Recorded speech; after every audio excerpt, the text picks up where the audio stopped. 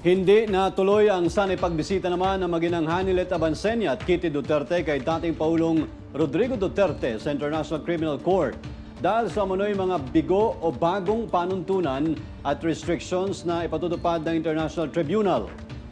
Ibinahagi ni dating Presidential Legal Counsel Attorney Salvador Panelo sa Meet the Manila Press Forum na nakausap niya si Abansenia. At ito nagsabi na sa ngayon ay tanging binibigyang prioridad ng ICC ang legal counsel ng dating Pangulo.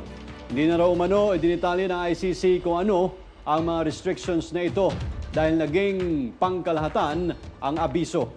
Kung matatandaan ay hindi nagpaunlak ng panayam ang mag-inang Hanilet at Kitty sa The Hague, Netherlands matapos na hindi matuloy ang pagdalaw nila sa dating presidente.